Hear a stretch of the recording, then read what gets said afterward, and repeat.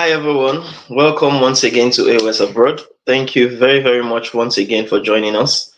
Really appreciate as we have quite a lot of people joining these live sessions, and we don't take it for granted. Thank you very, very much once again for joining this wonderful episode of the live sessions we do always have.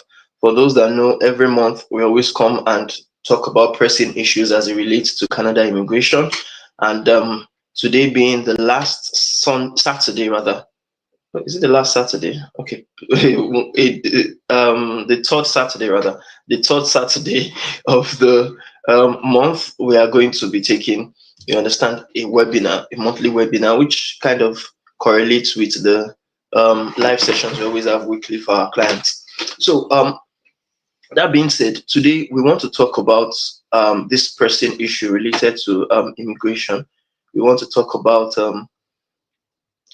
the immigrating to Canada as a skilled person. Today we want to talk about that, and we want to see how a lot of people are going to learn from what we have today. So thank you very much. If you're on our groups, you know that we actually put the episode 25 for today, trades, occupations, PR route. One step towards your immigration, one more step toward your immigration. So and the question goes those: are you a skilled tradesperson seeking, you understand, new horizons in Canada? If yes, then join this our webinar, because in our webinar we'll be talking about immigrating to Canada as a skilled tradesperson, and the webinar is designed to actually provide you valuable insights, you understand, and guidance for individuals in the skilled trades looking to make Canada their home. So here you are going to learn about the unique opportunities that are available for you, the pathways that are available that you can use, also the strategies you'd use to successfully navigate the immigration process. And by the end of this webinar, we believe that skilled tradespersons will be able to have a clear understanding of the immigration options they have available for them, the eligibility criteria, and the specific strategies they need to actually navigate. You understand? To navigate what? To navigate the Canadian immigration system. So that being said, let us know if you are actually live with us today. Let us know how you are. I'll first start with myself. Let me introduce myself for those who know how we do it in our webinars. My name is Aziz Shudiru from Ontario, Canada. So let us know your own name and your location. What's your name? Where are you actually joining us from? You can put it on the chat section, and that will really help us to know the caliber of people we're actually conversing with today. So tradespersons, some people always look at it that, okay, what does it mean to be a tradesperson? If we're talking about tradesperson, what exactly is a tradesperson? Today we're not going to be making use of a slide. Do you understand? Because I think the last session we did, a lot of people enjoyed the Google and the links that we were sharing and the things we were doing. So we would actually want to go with that method today as well. You understand? Okay, welcome Latifat from Ikorodu, Lagos. Thank you very much for joining. Really appreciate everyone that is joining. So for those that are joining us on YouTube, you can comment. For those that are joining us on StreamYard, you can also actually let us know. You can just put, you understand, a comment or even talk. You understand, you have your audio. So that will really be appreciated. So as I said, today we would be focusing on the links we're going to be making use of, just browsing generally and showing you some of the things that you need to know about skilled trades. So firstly, some people may be asking, immigrating to Canada as a skilled trades, who is a skilled trades person? Who exactly is a skilled trades person? So let's first know about that idea. Who is a skilled trades person? Because when it comes to ideas like this, people always feel the generality of what Canada is talking about is focused on. Do you understand what they have? So let's just see what exactly is a skilled trades person. Now, we said number one, based on what Google gave us, it said a skilled trades person. Okay, let me Let me kind of zoom that in for those that are actually okay. Modupe Susan Olatunji from Abuja. Thank you very much for joining. Really appreciate you. So let me zoom in a little so that we'll be able to see very well what we have for today. So, and these are things, since it's on Google, these are things you too, you can also check up for yourself and see what they mean. Now, a skilled tradesperson, as Google states, is that a skilled tradesperson is a professional who works with their hands in the Nigerian sector, in Nigeria precisely. They will say Ishewo. Do you understand? People that are good with their what? With their hands. Do you understand? So, he said is a skilled person who works with their hands and requires specialized training. Now, in skilled trades, these skilled trades are in high demand in Canada and include a wide variety of occupations and more across industries. Some examples of skilled trades include, now let's look at this. This is very interesting. They said one, some of the examples is construction. If you are into carpentry, you are into electric, or you are a carpenter, you are an electrician, you are a plumber, you are a painter, you are a welder, you are a heavy equipment operator, maybe like forklift operator or things like that. Now, if you're in the transportation sector, automotive service technicians, heavy duty equipment technicians, and motorcycle mechanics. These are very good people in the transportation sector who are skilled tradespersons. Now, let's look at it again. They say manufacturing, tool and die makers. Die makers, if you are into that, you are a skilled tradesperson. Industrial mechanic, you are a skilled tradesperson. Precision metal fabricators, you are a skilled tradesperson. Now, it says services now. Cooks are skilled tradespersons. Hair stylists, skilled tradespersons. Landscape horticulturists, they are skilled trades. But it says Skilled Trades Ontario offers a variety of resources for those interested in pursuing a skilled trades, including apprenticeship. So basically, what they are trying to tell us is that when it comes to skilled trades persons, all these set of people, do you understand, are also skilled trades persons. I hope we're enjoying this. I hope I'm trying to um, explain and to show you just like what we'll see online. So if you are also like part of people that have been asking what are skilled trades persons, if you're in the construction, you're a skilled trades person. You understand? In transportation sector, you're a skilled trades person. In manufacturing, skilled trades persons. In service industry, you are also a skilled trades person. I hope that first idea has been cemented. We understand what a skilled tradesperson is and among whom of us can be considered as a skilled tradesperson, right? Now, let's now move on because last week we talked about transport occupations, you understand? And this week we are talking about what? Skilled trades occupations. Also, people even call it trades occupations because now there are different programs. There are different programs in Canada that would allow you to come in as a skilled tradesperson. Now, let's take a stroll down. If we are opportune to see anything related to skilled trades, let's take a scroll down. Okay, this one is Ontario. Ontario Skilled Trades is talking about, as I said, trade up to a career in the skilled trades, learn about over 140 trades, how to apply for an apprenticeship and find resources and funding. Okay, that's for people that are perhaps already in Ontario that want to apply. So let's just now look at this. This is what I wanted to see. They said, who can apply for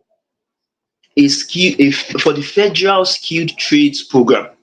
Who can apply for the federal skilled trades program? That's the first thing we are going to click on. Let's click on this because we know that Canada website, Canada.ca, is where every information related to immigration goes to. Now, they said eligibility for express entry programs.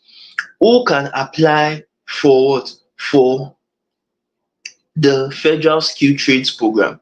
Now, the Federal Skilled Trades Program is for skilled workers who want to become permanent residents based on being qualified in a skilled trade.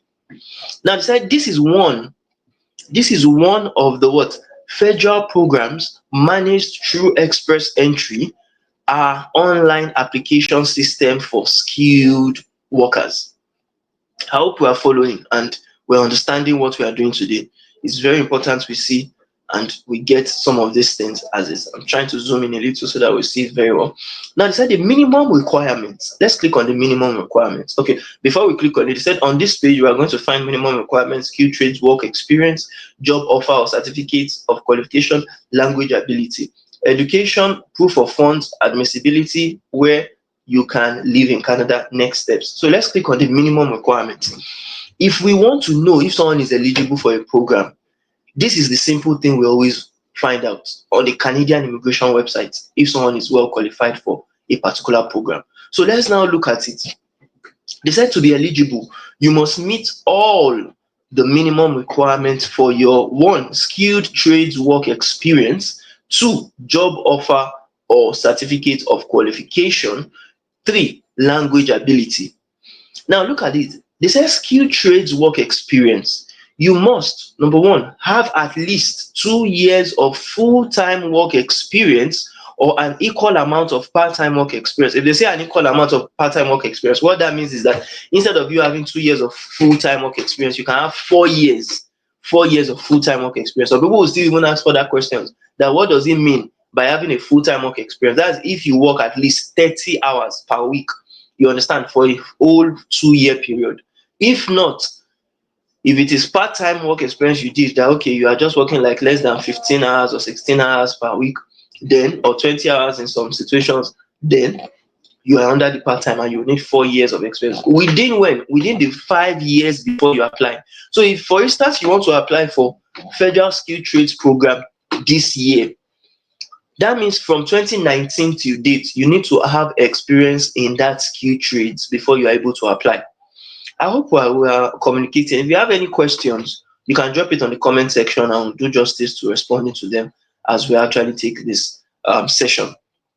Now, they said, 2, you need to meet the job requirements for that skill trades as set out in the National Occupation Classification, NOC. I think we talked about NOC the last week when we were talking about transport occupations, and we explained in details how you can actually check your NOC code, how you can see if you qualify, and what you can do if you qualify. Now, 3, they said you need to show that you performed the actions in the lead statement of the occupational description in the NOC. Most of the main duties listed. That means you need to have performed most of the main duties that were listed in the occupational description. And we'll still take an example of that so that you understand what we are saying. Now, let's now go a little bit further.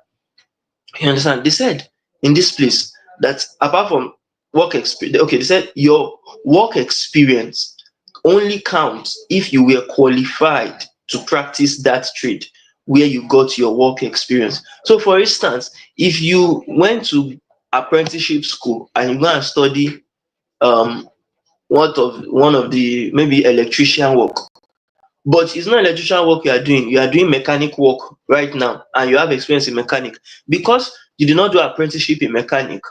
Do you understand? You are not going to be able to count that work experience. If, let me give you another example. If you are a tailor, do you understand? You are a tailor, but you are now working as a cook. You have tailor certificate, but you are working as a cook.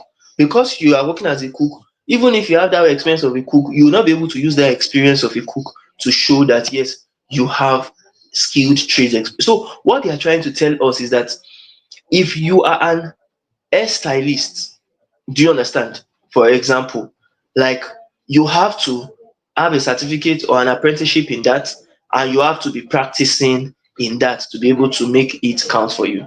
So they said if you were qualified in one country but worked in another country with different rules for practicing your trade, you must have also met the requirements to practice there independently.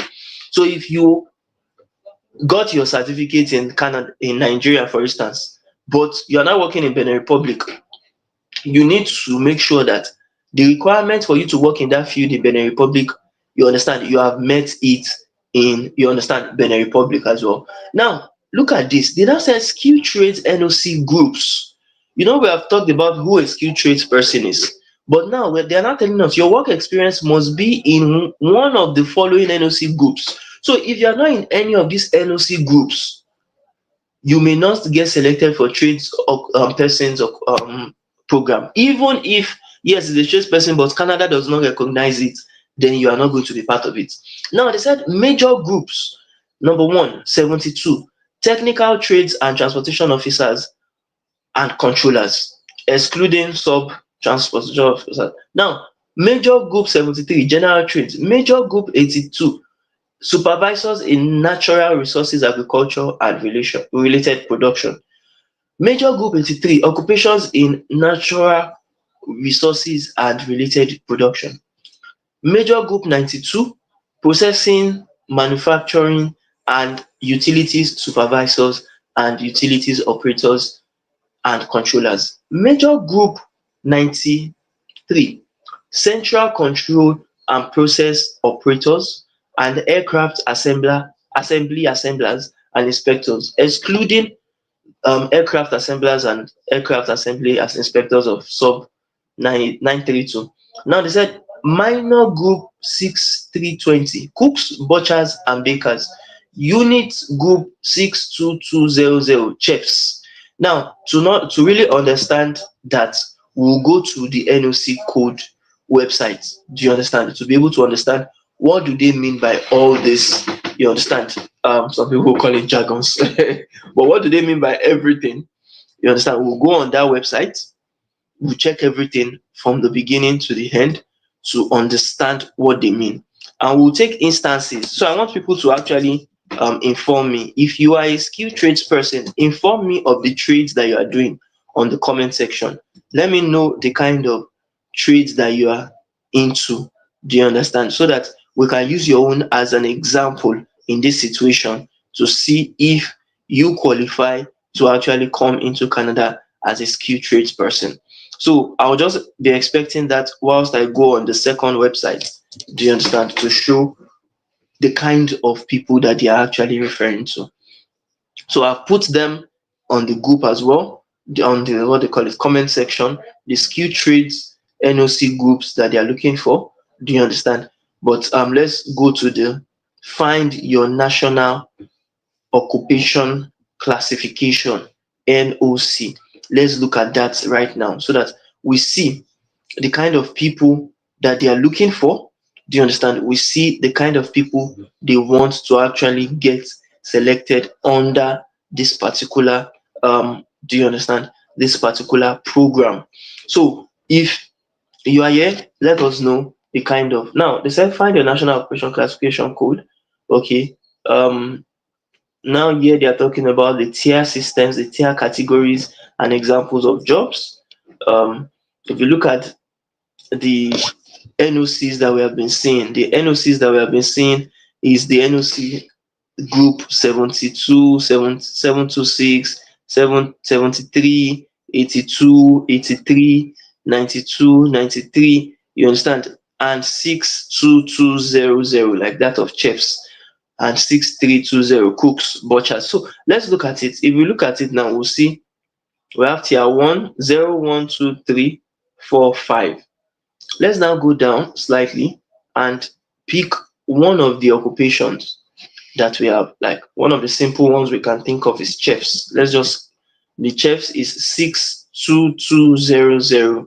So let's just put that of the chefs. Do you understand? We should just put that of the chefs in this section. Now, if you look at it, it shows us the chefs.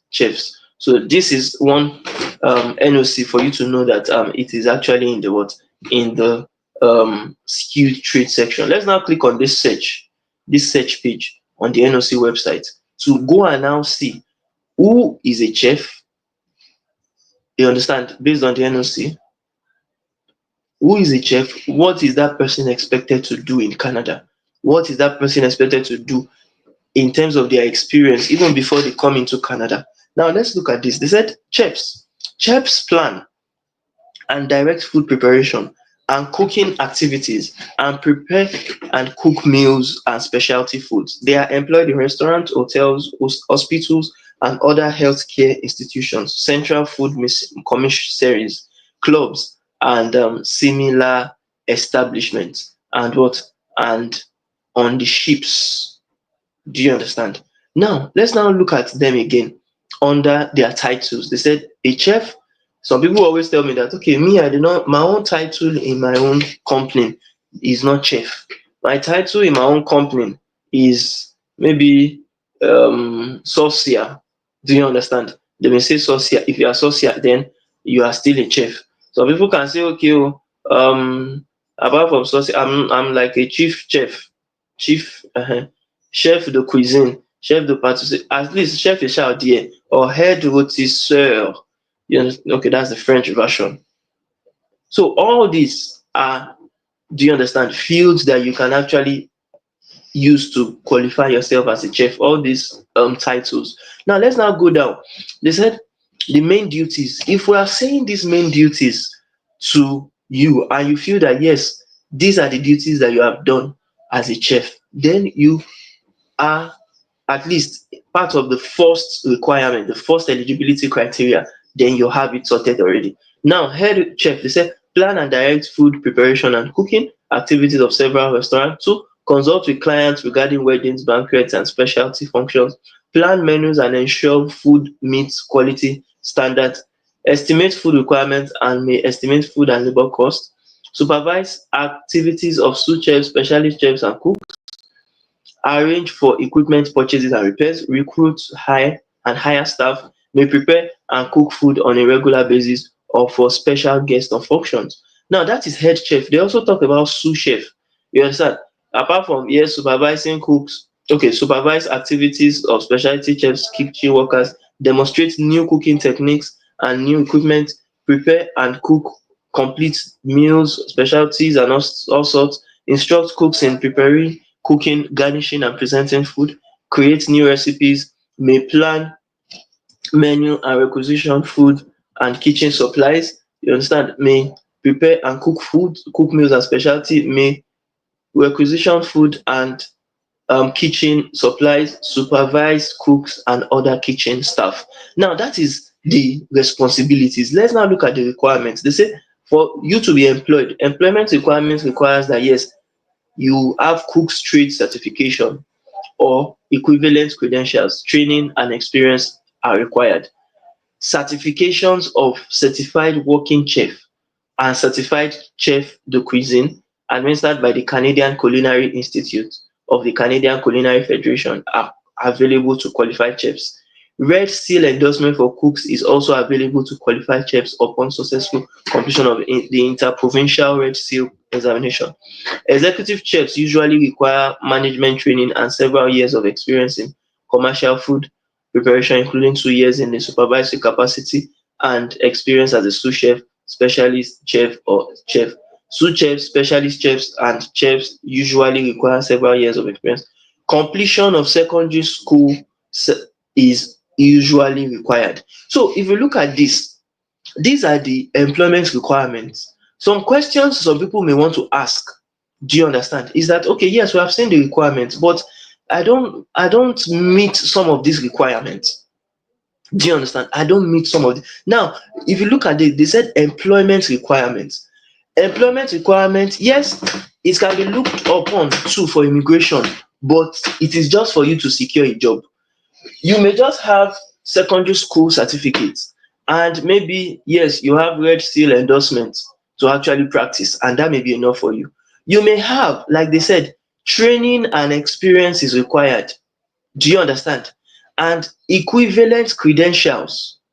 It may not even be cook trade certification you have. You may have equivalent, maybe in your own country, they don't call it cook trade certification, they shall call it another certification. You may have that certification and you may have training, you may have experience in that niche. Do you understand? So it is not compulsory because sometimes people always mistake it that you must have everything in the requirements. It's not compulsory to have everything. The employment remember, I'm talking about employment requirements. I'm not talking about immigration eligibility. Employment requirements. Now, it is if you want to get a job in that field, that is when you need everything. Or some companies may not even require you to need everything. They may just say, okay, I have experience, you understand, have a complete secondary school and things like, and that may be enough for them. So that's just what we want you to know about. So those are additional information. Now, okay, they said executive chefs may progress to managerial positions in food preparation establishment. The Red Seal endorsement allows for interprovincial mobility. There is mobility among the various types of chef in this unit. When they say mobility, that means you can switch. You can move from, okay, I want to be a chef today, I want to be a sous chef today, I want to be in Ontario today to work in, you understand, in tomorrow I want to work in Newfoundland and Labrador. Do you understand? So it all depends on, do you understand, the criteria. Okay, welcome Mrs. Monirat Momo from Lagos, Nigeria. So those are everything when it relates to NOCs. I hope we know how to check NOCs. I asked people that if you have any NOC in the skilled trades, you should let me know. But I was just the one that chose one for us. So if you still have, you can let us know and we'll check the NOC website of Canada, you understand, for your own particular NOC, so that we'll make this interactive. But let's now go back.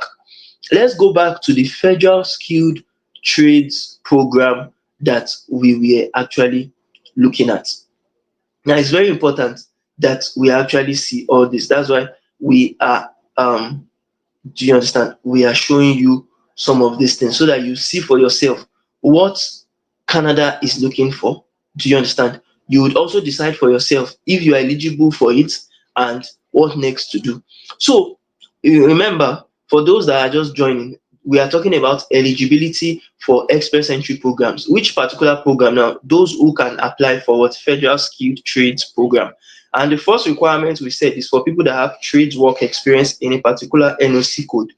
And that was what took us to the NOC website, where we checked the NOC code for unit group 62200, which is chefs. Now that's for the first one. If you will see that yes, you are qualified to be a chef or to be a butcher or to be an electrician or anything that was on the thing, the next thing, okay, before we even go to the next thing, they said we will refuse your application if you don't show that your experience meets the description in the NOC. And that is why it is important for you to know the NOC code. Because if you are not able to show that you have good experience in that NOC code, you may get your application refused. Now, someone is asking, sir, is it possible to use my CELPIP general results level 5.5 results for the trade program? Well, that's a good question. I want us to stick to the eligibility criteria. I would answer your question, but I want you to also see it on the Canadian immigration website yourself. So it is on this particular link.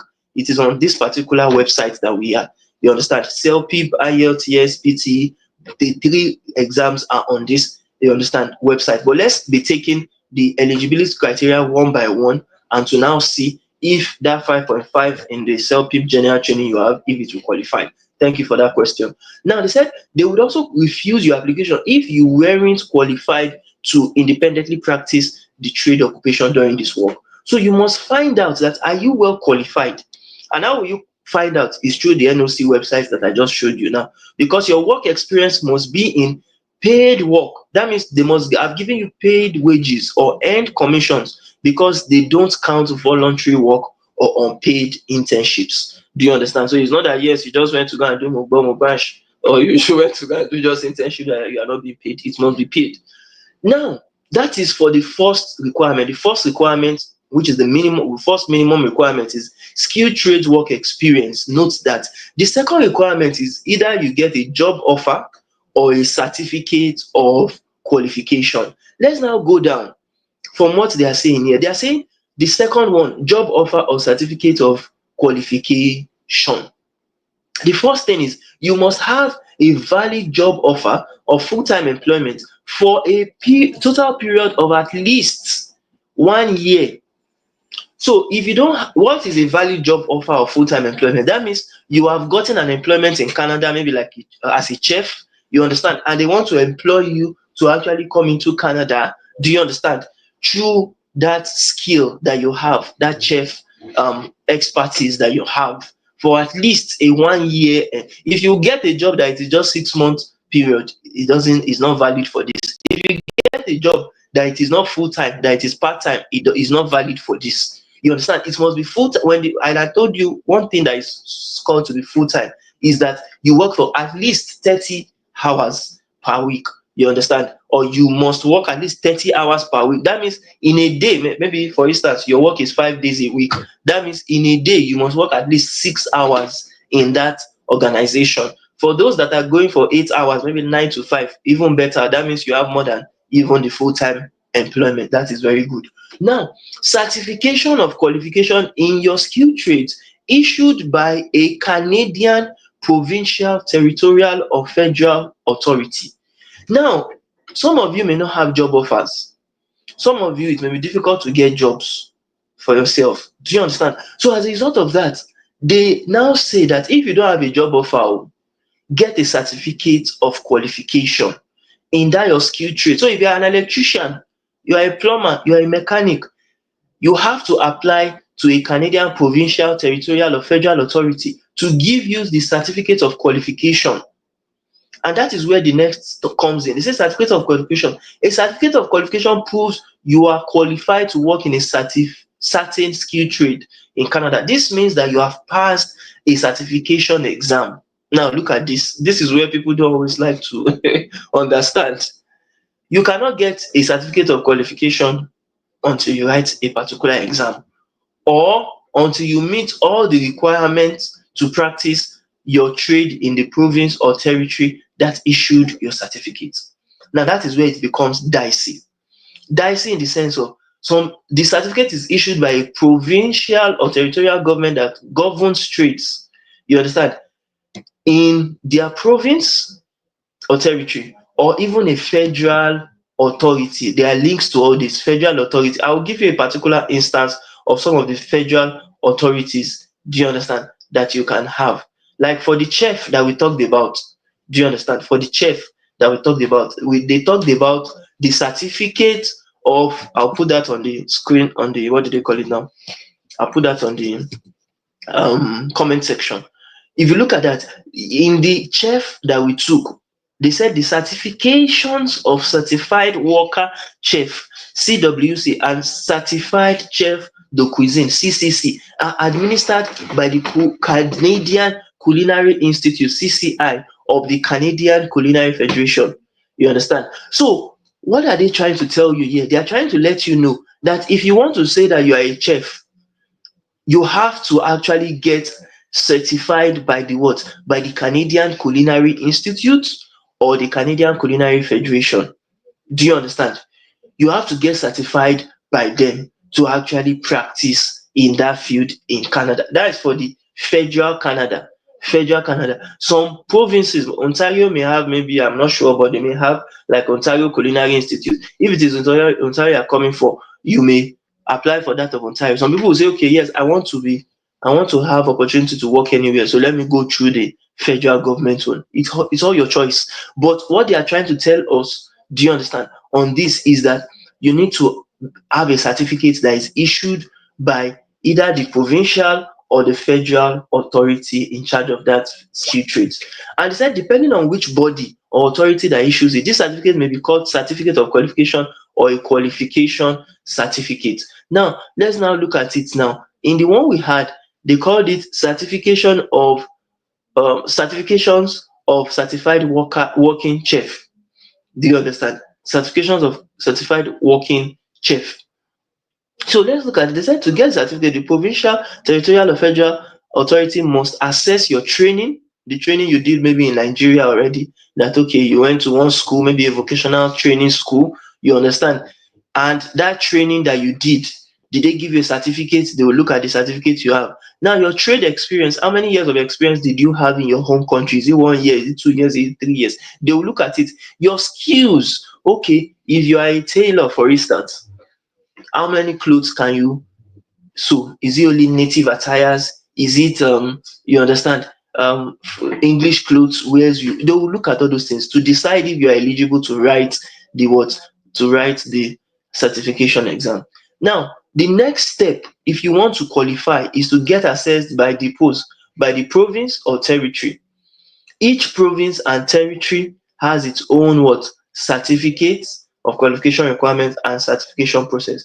You may have to go to the province or territory to be assessed for your trade. Now, this is where many people may not qualify, especially if you are outside of Canada, because they said you may have to go. It's not all what they call it, organizations that mandate you to go, but some of them may say because of their own, the kind of trade that they are certifying, you have to be there. Some they say you may need even an employer in Canada to give you experience you understand, and training in that field. So some of you may not be qualified for that. But to learn more about getting assessed, you can visit each of the provinces or territories, you understand, where you want to live, and walk through some of these links. Now, um, they said if the province or territory where you plan to live and work doesn't give certificate of qualification in your trade, you will need a valid job offer in your trade to be eligible for this program. Now, that is where this program becomes challenging again for some people, because if they don't give certificates, you may need a valid job offer. Now, if your trade is federally regulated, if your trade is not regulated by a province or a territory, it will be federally regulated. For example, airplane mechanics. So you need to find out who regulates your trade and how to get access through the Canadian Information Center for International Credentials. We have once talked about this website before. Do you understand? And I believe many of you know about that website, especially our clients that always take some of this what do you call it now, live sessions that we do. Now, the question that one of our audience actually asked is that, sir, is it possible to use my self-pip general result level 5.5 result for the trade program? Yeah, now let's look at that. They said language ability. You must take approved language tests for writing, reading, listening, speaking. You must meet the minimum scores. Enter the test results in your express entry profile. Your language tests are valid for 2 years after the date of the test result and must be valid on the day you apply for what? Permanent residence. Now, let's now look at it. They say minimum score. Let's go on that website. What do they mean by minimum score? That is where your question would actually get responded. Now, your minimum score for one person may be different from the minimum score of another person.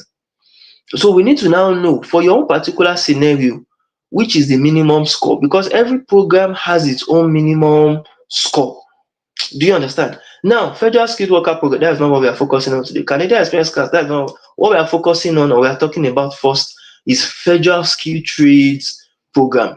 So let's click on the documents for express entry, language requirements for federal skilled trades program. Now, they said federal skilled trades program. Language abilities and minimum level. They said English, speaking, and listening. You must have CLB 5 for it. English, reading, writing. You must have CLB 4 for it. Now, they did not tell us if it is IELTS, CELPIP, or PT, but let's now go up a little because we have scrolled much. You understand? CLB. See this Canadian language benchmark for English. So let's click on this to look at the kind of, because you talked about CELPIP general training. So let's look at it.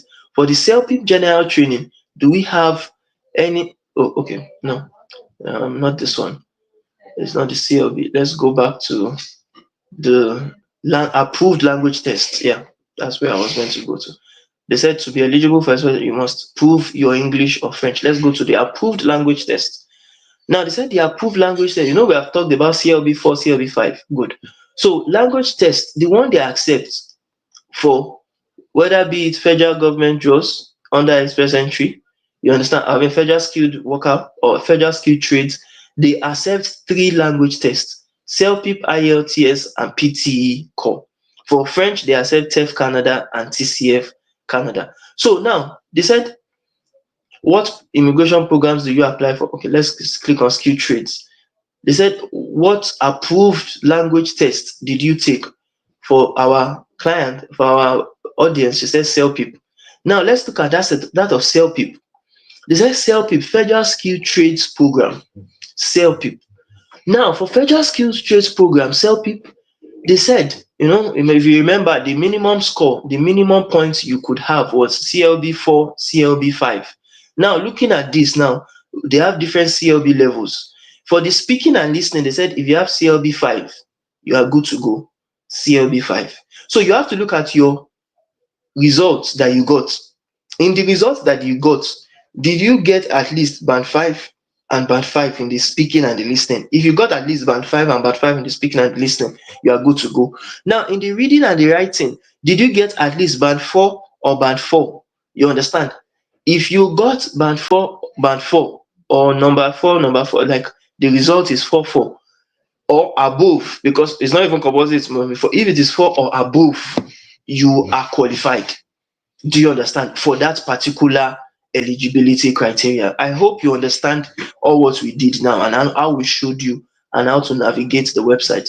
Okay, welcome, Mrs. Onuba from Lagos, Nigeria. Thank you very much for joining. So this is how you check if you are eligible for what? For Federal Skilled Trades Program, for the language requirements. For the language requirements. Do you understand? Let's now go to the what do you call it? The slide on the website, the Canadian immigration website, where we were talking about the eligibility criteria for who can apply for what? Who can apply for federal skill trades. Remember, for those that are just joining us again, remember we were talking about eligibility for express entry programs, who can apply for federal skill trades, and they gave us the minimum requirements. Minimum requirement is skill trades work experience, job offer or certification, certificate of qualification, and language ability. So we were on the language ability. Do you understand? Downwards, and this was what they were saying.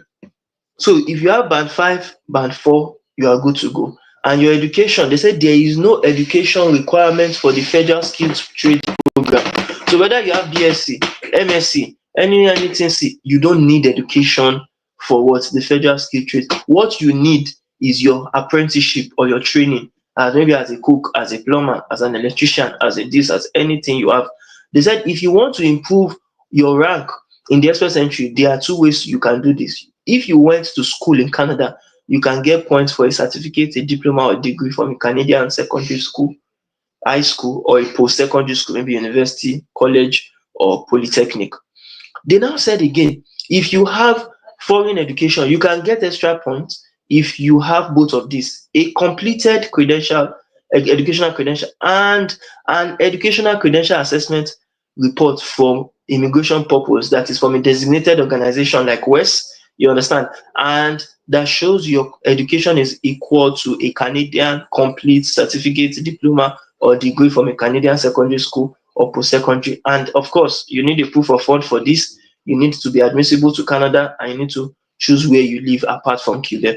So for those that are just joining, the recap of eligibility of federal skill trades program is that you have to fulfill the minimum requirements. Minimum requirements stating that you have at least 2 years of work experience in that field. Do you understand? You have a job offer from a Canadian employer, or you have a certificate of qualification from a province or territory of the federal government, and your language ability is at least band 5 in speaking and listening, and band 4 in writing and reading, and it has to be within the last 2 years that you got that result. I hope we understand that. Now I want us to go back, because yes, we have talked about skilled trades, but there's another occupation. You understand? There's another trades program that you can apply for, which is what? Which is known as the trades what? The trades category, or the category based draws. Do you understand? The category based selections. I want us to also look at that together. Do you understand? So that all of us will see again, how does that one differ from the federal trades program that we talked about, the federal skill trades program that we talked about. So let's talk about the category based selection for Canada immigration. Again, as I'm showing you, I'm going on Google, you understand, for you to see it for yourself. Category based selection, still under express entry. It's not different from express entry. It's still under express entry. Now, category based selection, they said express entry. These are the candidates receiving ITA. In fact, these two websites, the Canadian website and the CIC news website, I'll click on both of them, but we'll first talk about that of the rounds of invitation. Let's go to that one first. For those that joined us last week, and if you didn't join, you can always click on the link, you understand, and go to the transport occupations, where we talked about the transport categories that have been selected in Canada.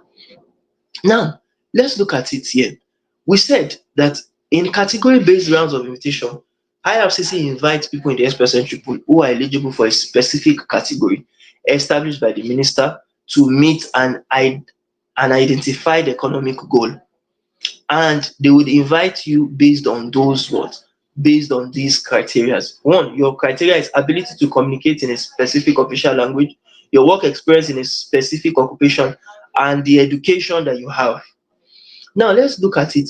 Here now, see the trades occupation that they said that they are picking. The current categories, part of the current categories they are picking is trades occupations. And let's look at trades occupation. They say who is eligible. To be eligible for invitation through the category-based round, you must one, meet the minimum criteria for express entry. Minimum criteria of express entry is either for the Federal Skilled Worker Program, Federal Skilled Trades, or Canadian Experience Card, which we have talked about and for time in our previous, you understand, webinars. Now, meet all the requirements in this instruction for that round. We are still going to take examples of that. They say when we hold a category-based round of invitation, we would rank candidates in the pool who meet the criteria, category requirements, and invite the top ranking candidates to apply for permanent residence. Now let's look at the trades occupation. Let's click on the trades occupations. Decide for the trades occupations to be eligible, you must have accumulated within the past 3 years at least 6 months of full-time continuous work experience or an equal amount of part-time work experience. Now, if we compare between the federal skilled trades and that of the category-based trades occupation, you will see that the category-based trades occupation is much more lenient in terms of the experience you need to have. In the federal skilled trades, they say you must have at least 2 years of experience. But in this field, they say 6 months of experience is what you just need. Different programs, different criteria, different eligibilities. So some of you may be qualified for federal skilled trades program. Some of you may say, no, it is trade occupations category I'm eligible for. Let me focus on this one. Now look at this. They say your continuous work experience or equal amount of part-time work experience, so that if you don't have 6 months or maybe like 30 plus hours of work per week, you need to have at least part-time of 1 year, because 1 year will be like 15 hours or 20 hours per week, as the case may be. And they said the experience must be in a single occupation listed in the table below, and it must be in either Canada or abroad. That means you can have the experience in Canada and you can have the experience in your home country. It's not compulsory to have the experience in Canada. And they did not even talk about any job offer here. They did not say you need a job offer in this one. They just said that you must meet all the requirements in the instructions for that round of invitation. Now, what are the kind of occupations they are looking for in this scenario? Let's look at the occupations. The occupations that they are looking for is one, residential and commercial installers and servicers.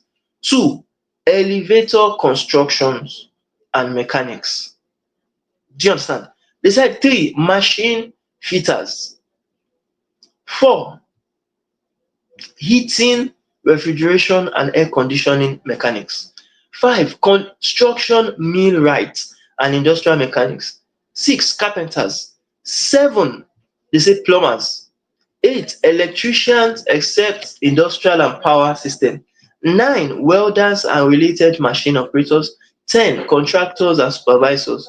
Other construction trades, installers, repairers, and servicers. So if you fall into any of those occupations, do you understand? You can actually get selected for this what?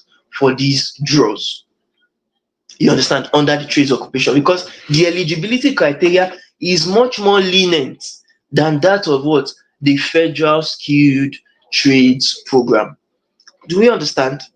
Now let's now look at the website that talked about these are the what? These are the candidates receiving. Let's go back a little. They said these are the candidates receiving ITAs from category-based selection. Let's look at it to be able to understand who are they selecting. Do you understand? Now they said these are the candidates receiving ITAs from category-based selection draws. Being eligible for a category-based selection draw could make all the difference to express entry candidates with comprehensive ranking system scores below 500. So if you have your CRS score that is below 500, you may consider what? You may consider this category-based selection. They said that's because the CRS score for both the general and Canadian experience class draws have not dipped below 500 throughout 2024. In contrast, the cutoffs of category-based selection draws have been lower. So the competition is fierce for all other programs under express entry, like the Federal Skilled Worker Program, Federal Skilled Trades Program, Canadian Experience Class programs. But for this one, it is a little bit easier, it's a little bit lower. They said Immigration, Refugees and Citizenship Canada launched category-based selection draws in 2023 to prioritize certain skills and professions based on Canadians' labour market and demographic needs. The current categories are French language proficiency, health occupations, science, technology and engineering and mass occupations, STEM occupations, trades occupations, transport occupations, and agriculture and agri-food occupations. Now let's look at it. They said to be eligible for a category-based selection, a candidate must have accumulated at least 6 months of full-time continuous work experience or an equivalent amount of part-time work experience in their occupation, whether in Canada or abroad, within the past 3 years. So let's say you are applying 2024.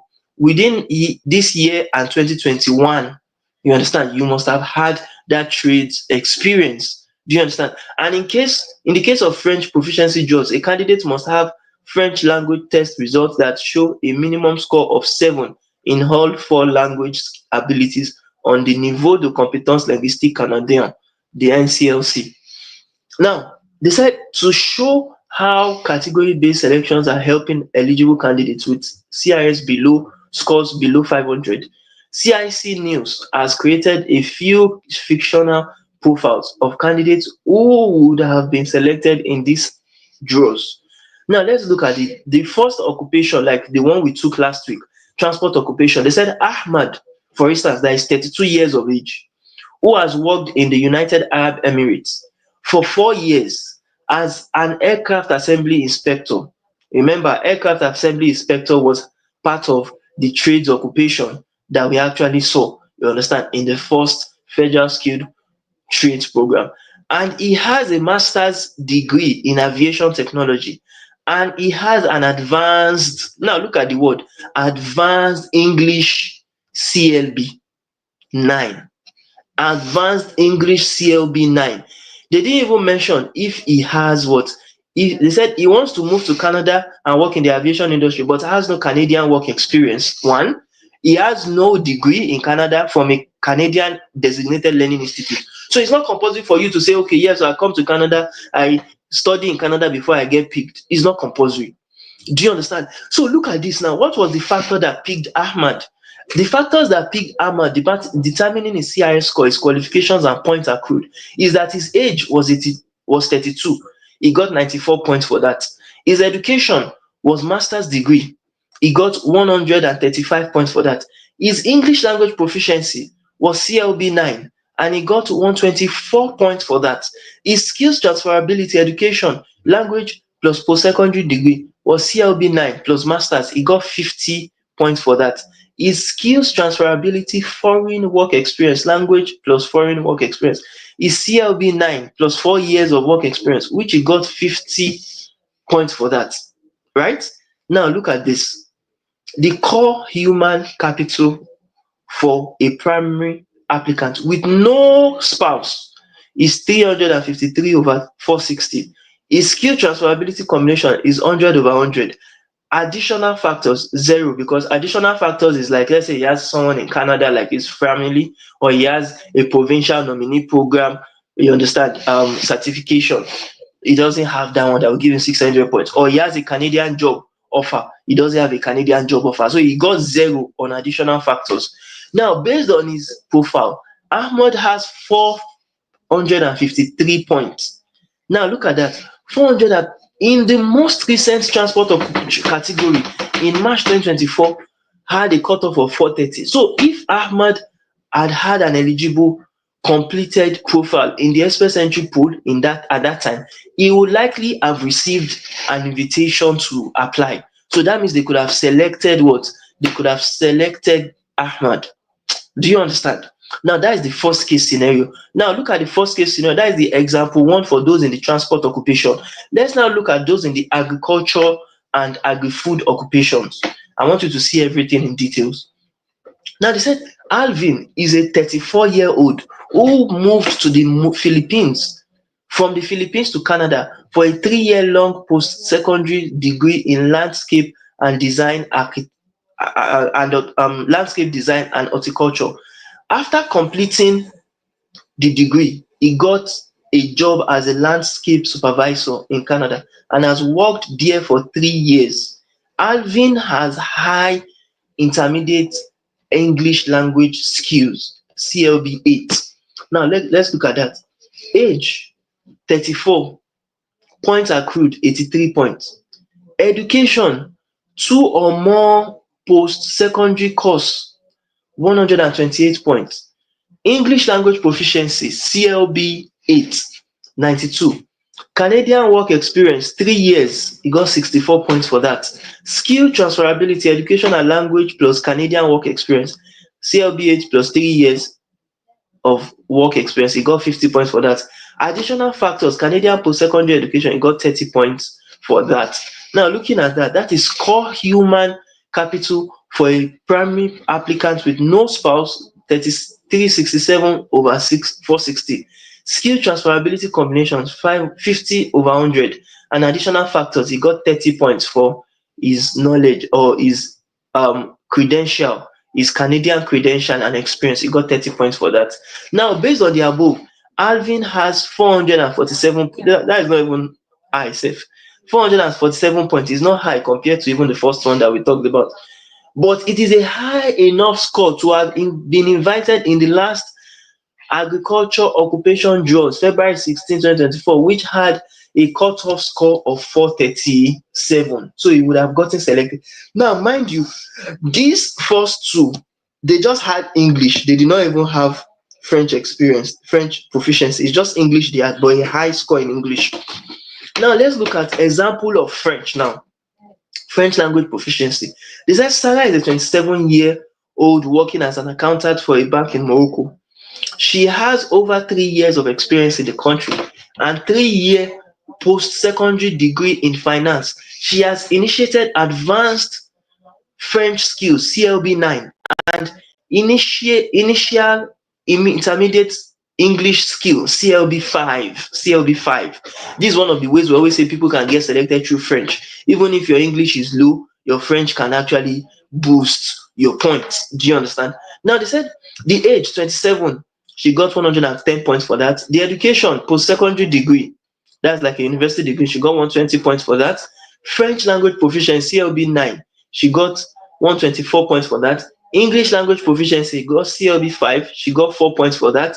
You understand? Skills transferability, education, language, and Canadian work experience post points for language skills. She got 25 points. That's skills transferability, foreign work experience, language plus Canadian work experience. Points for language skills. She had 50 points. Additional factors, proficiency in French, CLB 9, she got 50 points for that. Now, with that, look at it. Our core human capital for a primary applicant with no spouse is 358 over 460. Skill transferability combination, she got 75 over 100 for that. Additional factors, 50 over 600. Now, based on this profile, she received 483 points, which was very high, which is more than the cutoff for the last French language draw. You understand? Which was what? 444, which was around October 10. So with that, she would have gotten selected, you understand, in that scenario. So I hope these three scenarios were useful for you to see that, firstly, in the situation of Ahmad, let's look at Ahmad, the example one in the transport occupations. Example one, if you have a high English score, you are young enough, you have masters, you understand, you can actually get selected under the transport occupations. Two, or even the transport occupation that this one picked is the transport occupation based on his what? Based on his aviation. This aircraft assembler inspector, if you look at it, I'm not sure if it is under transport or maybe under trades. But basically, he was selected agriculture and agri-food occupations. Look at this too. For someone that is 34 years with CLB 8 in the English for 3 years, the person still got selected in this. French language proficiency, someone from Morocco. Do you understand? Having French skills, CLB 9, and first English, you understand, English CLB 5. You see, English CLB 5, she still got what?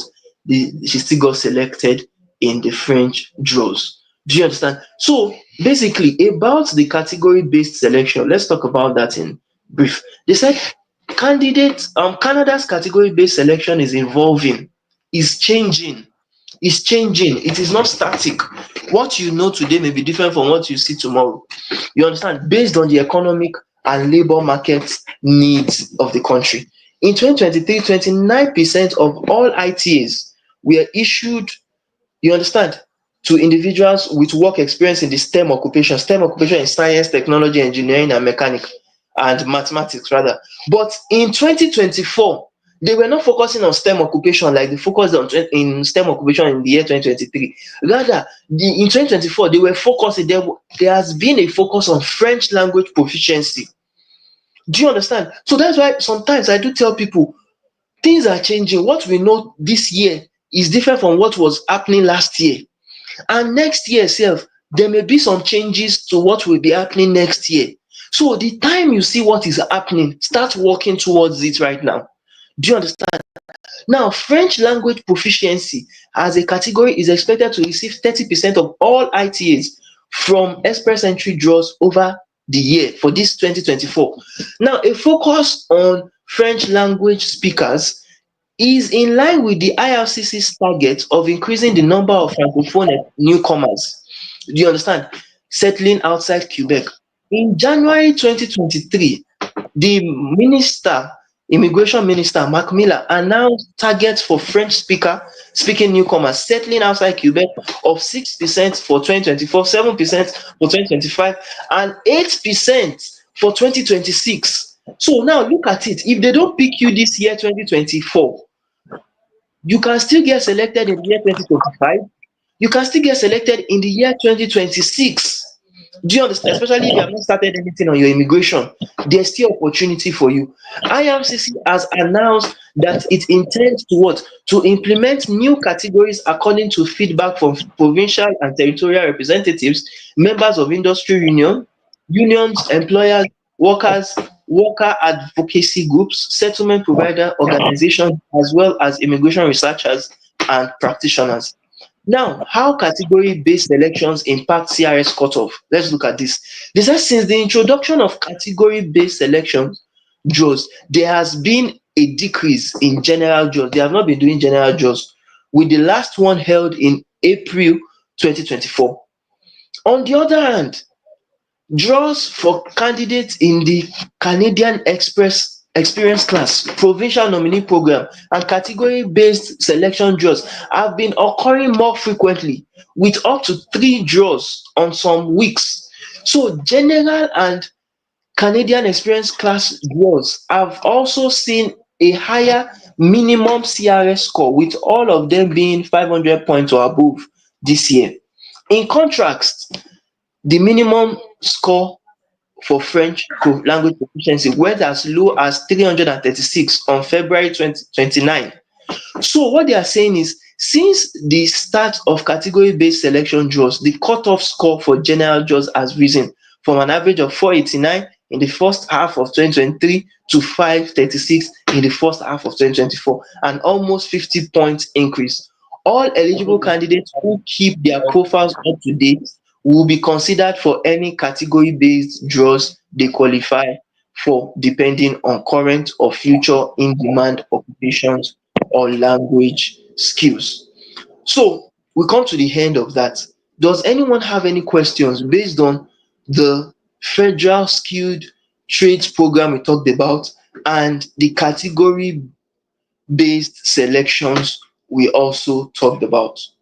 Do we have any questions based on everything we talked about today?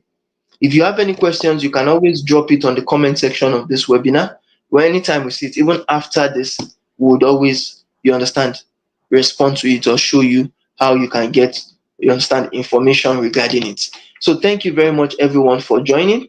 If we don't have any questions, you understand, then we'll call it a day. We have used more than 1 hour already. So thank you very much everyone, and um, do have a lovely day ahead. Don't forget to actually like, share, and subscribe to this channel, and make sure that your friends and family also learn about immigration. Bye for now.